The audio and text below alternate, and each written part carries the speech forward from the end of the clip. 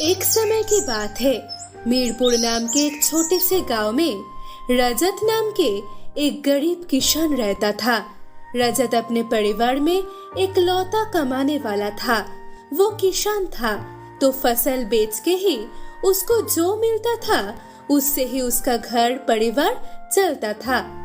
उसके परिवार में उसके अलावा उसका माँ उर्मिला, उसकी पत्नी सुनैना और एक छोटी सी बेटी पिंकी रहती थी। रजत जो भी कमाता था उससे वो लोग खुशी से अपना परिवार चलाता था। रजत बहुत ईमानदार और भोले भाले इंसान था। वो सबके प्रति अच्छे से व्यवहार करता था। गांव में किसी को कुछ भी समस्या हो रजत मदद करने में पहुंच जाता था और लोग उसका इसी बात का फायदा उठाने लगता है।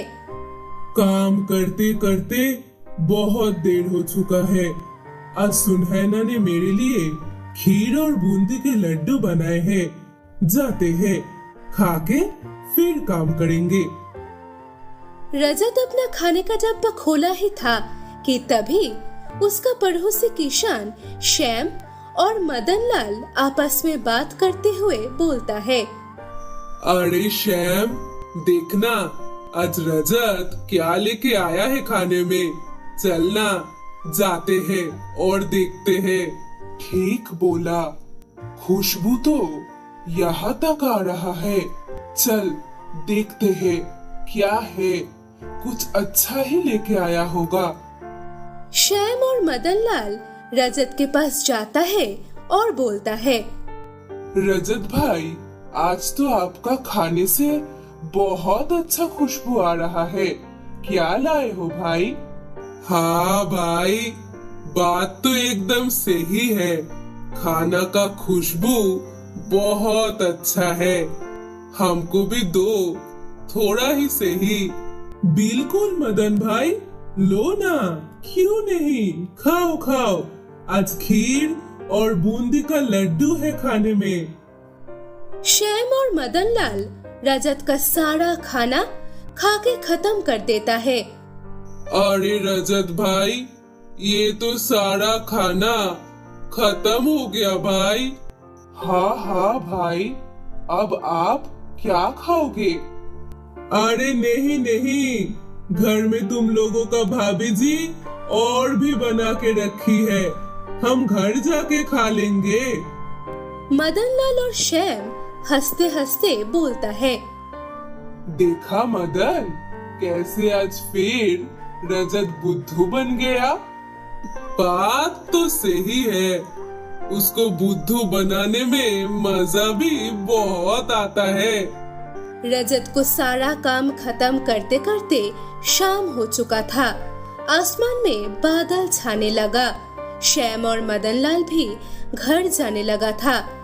रजत भी घर जाने लगा था कि तभी कुछ दूर जाते ही जोरों से बारिश शुरू हो गया। रजत अपना छाता लेके आया था तो वो अपना छाता खोल के रास्ते से आ रहा था कि तभी उसको एक महिला दिखा जो भीग के जा रही थी। वो औरत भी रजत को देख के पहचान गया। अरे, ये भोला भाला रजत है।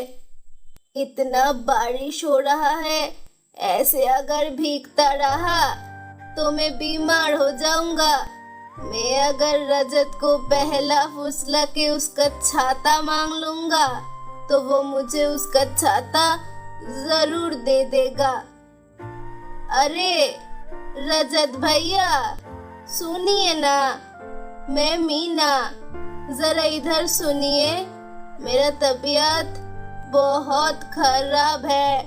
अगर मैं आज भीग भीग के घर गया तो और बीमार हो जाऊंगा। आप अगर मुझे आपका छाता दे देते तो बहुत अच्छा होता। अरे बहन जी, कोई बात नहीं, आप ले लो छाता, मैं ऐसे ही चला जाऊंगा। आपको इसका ज्यादा जरूरत है, आप ले लो। वो अनजान औरत को रजत अपना छाता दे देता है और इधर बारिश और तेज हो जाता है। रजत को कुछ समझ नहीं आ रहा था वो क्या करे कि तभी उसको रास्ते में एक छोटा सा कुटिया दिखता है। दरअसल उस कुटिया से किसी का चीखने का आवाज आ रहा था, जैसे कि मानो कोई बहुत दर्द में है। अरे, किसी का आवाज आ रहा है, शायद उस कुटिया से आ रहा है। पर पहले कभी ये कुटिया हम देखे नहीं थे, आज अचानक। कोई बात नहीं, शायद कोई मुसीबत में है, मुझे मदद करने जाना होगा। क्या हुआ बाबा, आप ऐसे क्यों चीख रहे हो? आपको क्या हुआ है? आप मुझे बोलो, मैं आपका जरूर मदद करूंगा। बेटा, मैं बहुत तकलीफ में हूँ। मुझे आज 2 दिन बुखार है। मैं खुद से उठ भी नहीं पा रहा हूँ और तुम इसमें मेरा क्या मदद कर पाओगे? बाबा, अब शांत हो जाओ और पानी पियो। रजत पास में रखे हुए मटके से पानी लेके उसको पिलाता है। अपने सर में बंधा हुआ पगड़ी खोल के उसको पानी का पट्टी लगा के उस बूढ़े बाबा का बुखार कुछ कम करता है। उस बूढ़े आदमी सेवा पाके धीरे धीरे थोड़ा सा ठीक होता है। जैसे ही वो बूढ़ा पूरा ठीक होता है, वो रजत को बुलाता है और बोलता है, बेटा, तुम जो भी हो बहुत अच्छे हो। मैं एक जादूगर हूँ। मैं कल ही इस गांव से चला जाऊंगा। जहाँ ऐसे खाली कोई जगह मिलता है हम रुक जाते हैं। पर मैं जाने से पहले तुमको कुछ देना चाहता हूँ। तुम जो मेरे लिए किया उससे पता चलता है तुम बहुत दयाशील पुरुष हो। ये लो, ये एक जादुई छाता है। तुम इसको लेके घर जाओ। आज ये छाता तुम्हारा हर बात मानेगा। जो बोलोगे वो ही करेगा। बाबा, पर आप तो इस जादुई छाता से खुद को ठीक कर सकते थे, क्यों नहीं किया? हाँ हाँ बेटा, जब कोई सामने से मदद करने आएगा, मुझे पहले से पता था, तो क्यों इस जादुई छाता का इस्तेमाल करे बोलो। हम पूरा जीवन जादुई चीजों को अपने मदद में लेते लेते थक चुका हूँ। अब तुम जाओ। ऐसे ही मेरे चलते तुमको बहुत देर हो गया है। रजत उस जादुई छाता को लेके घर आने लगता है। बारिश हो रहा था, तो रजत जैसे ही वो छाता खोला, तभी उस छाता से आवाज आया, रजत, मैं जादुई छाता बोल रहा हूँ। अरे वाह, ये छाता बोलता है। मैं कोई सपना तो नहीं देख रहा हूँ ना? नहीं, अब से ही सुन रहे हो। मैं एक जादुई छाता हूँ और मैं सब कर सकता हूँ। तुम मुझे छोड़ दो, मैं खुद तुमको लेके चला जाऊंगा, ठीक है?